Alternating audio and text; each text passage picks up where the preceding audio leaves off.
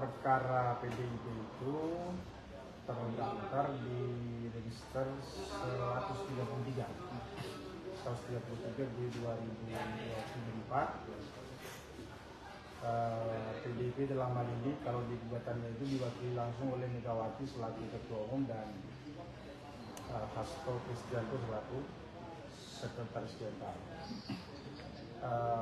Didaftar secara online dan nantinya akan disidangkan juga secara online dan offline. Itu didaftarnya tanggal 2 April 2024. Nah, gugatan di PT UN itu sebelum ditunjuk majelis hakim untuk memeriksa, menyelesaikan dan memutus, itu diverifikasi dulu oleh ketua pengadilan. Proses verifikasi dan musyawarah itu disebut dismisal. Nah, kemarin tanggal 23 ya, itu ketua pengadilan tata usaha negara itu sudah memutuskan bahwa gugatan PDIP melawan Komisi Pemilihan Umum Republik Indonesia ini itu dinyatakan pendaftarannya sudah lengkap dan siap untuk disidangkan. Maka kemudian ketua sudah menunjuk majelis hakimnya dan majelis hakim yang ditunjuk juga sudah menetapkan persidangan berikutnya, yakni tanggal 2 Mei 2024 pukul 10. Tetapi agendanya masih pemeriksaan persiapan namanya. Jadi di PT UN itu sebelum persidangan terbuka untuk umum itu dilakukan terlebih dahulu pemeriksaan persiapan. Agendanya apa? Kalau di Mahkamah Konstitusi namanya pemeriksaan pendahuluan. Kalau di PT UN pemeriksaan persiapan itu majelis hakim wajib memberikan masukan, nasihat, arahan kepada penggugat dalam hal ini PDIP untuk kesempurnaan dan kelengkapan gugatan, materi gugatannya. Di pemeriksaan persiapan itu juga kemudian majelis hakim memanggil KPU selaku tergugat untuk mendapatkan informasi-informasi awal. Apa sesungguhnya yang terjadi, apa kaitan dari objek yang digugat oleh PDIP ini. Itu tanggal 2 Mei minggu depan sampai biasanya 1 bulan berlangsung sampai 2-3 kali pertemuan. Majelis hakimnya siapa? Majelis hakimnya saya belum hafal intinya, susunannya, tapi nanti akan terkonfirmasi minggu depan tuh ada. Ya. Pak, ini kan hari ini ada penetapan capres cawapres oleh KPU. Apakah seharusnya penetapan ini ditunda hingga ada putusan dari pengadilan federal ini yang dilayangkan oleh PDIP? Secara hukum acara tidak ada hubungannya sebenarnya antara proses persidangan di Pengadilan Tata Usaha Negara dengan pengadilan manapun, termasuk di Mahkamah Konstitusi yang putusannya kemarin sudah keluar.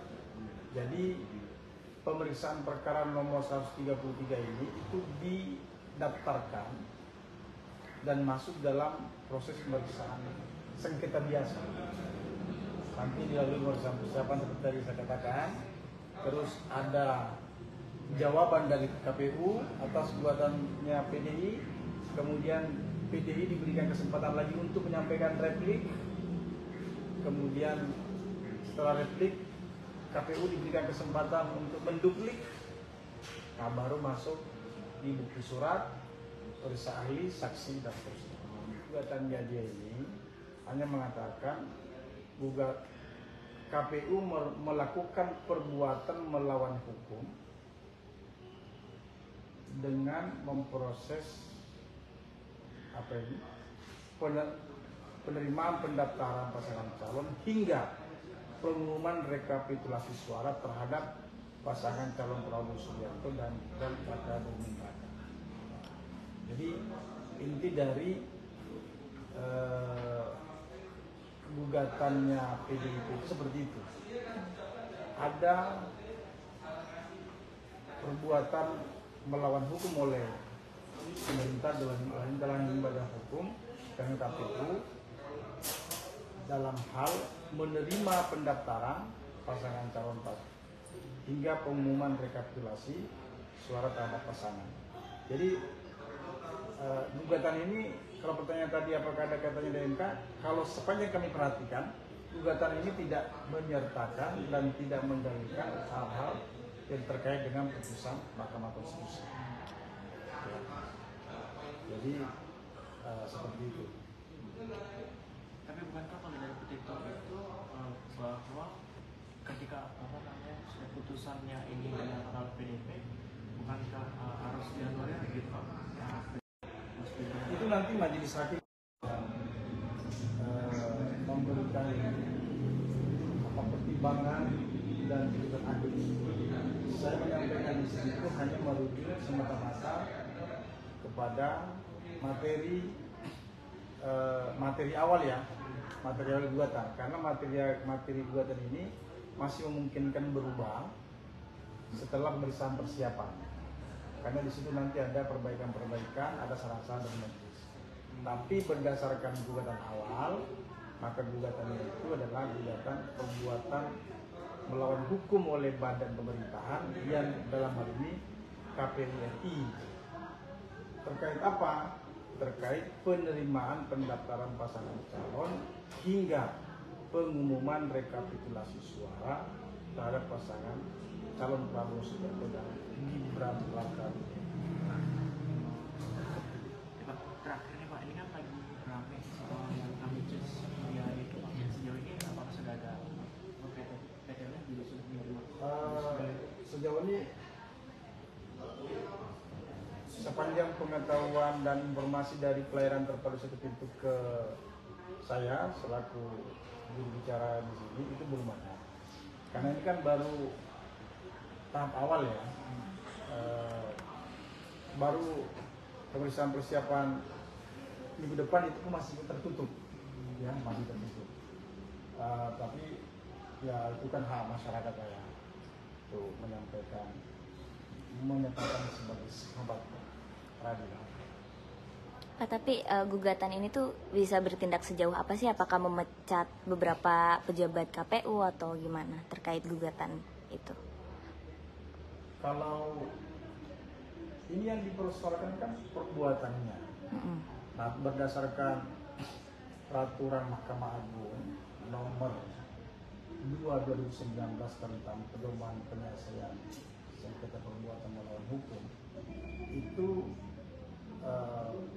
amar putusannya itu adalah menyatakan batal atau tidak sah perbuatan tindakan pemerintah atau tindakan badan yang dilakukan oleh bla bla bla itu menyatakan dan menyatakan perbuatan itu melanggar peraturan perundang-undangan dan asas-asas pembelaan yang baik.